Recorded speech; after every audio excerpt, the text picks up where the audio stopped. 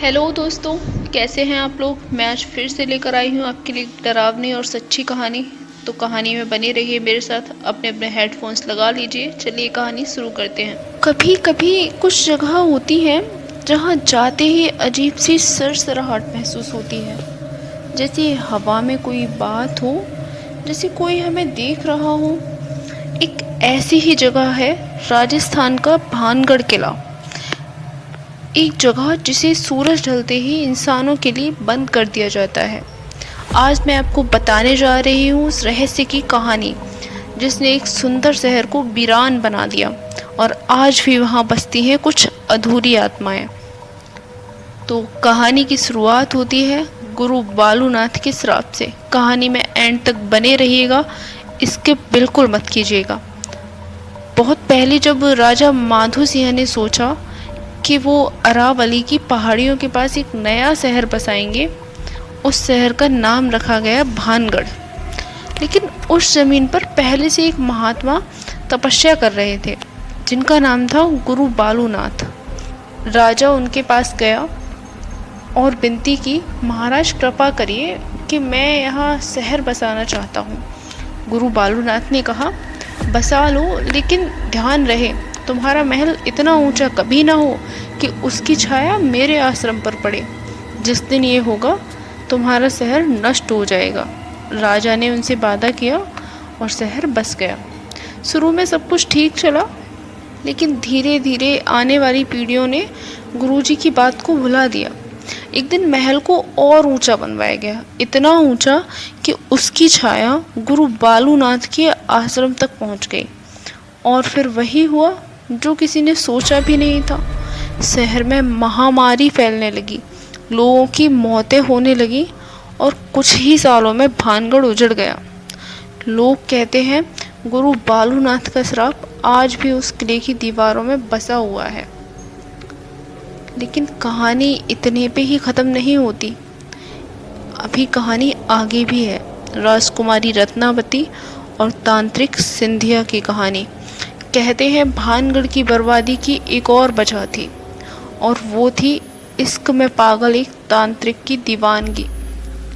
भानगढ़ की राजकुमारी रत्नावती जो थी वो भला की खूबसूरत थी, अक्लमंद और बहादुर, मतलब हर तरह से वो होशियार थी।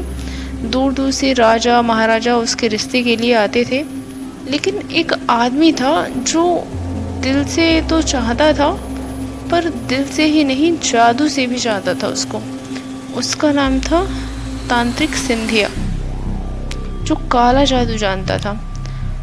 वो जानता था कि राजकुमारी उसे कभी प्यार नहीं करेगी, इसलिए उसने काले जादू से इत्र की शीशी तैयार की।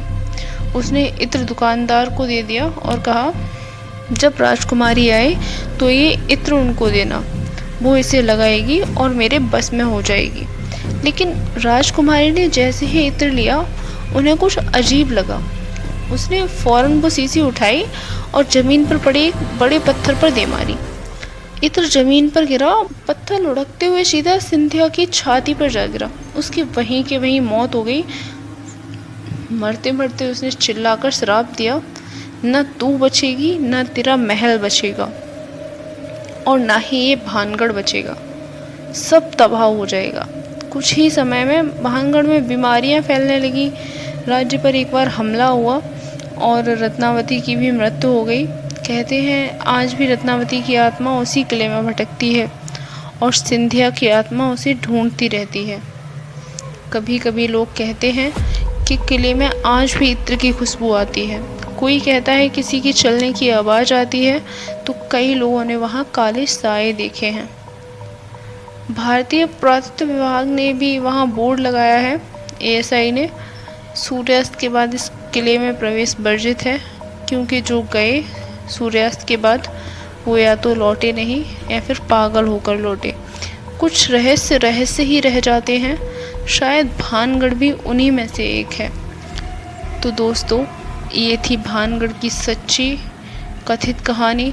एक तरफ गुरु बालूनाथ का श्राप, दूसरी तरफ एक तांत्रिक की मोहब्बत और उसकी बद्दुआ, और बीच में एक सुंदर समझदार राजकुमारी जिसका अंत बहुत भयानक हुआ।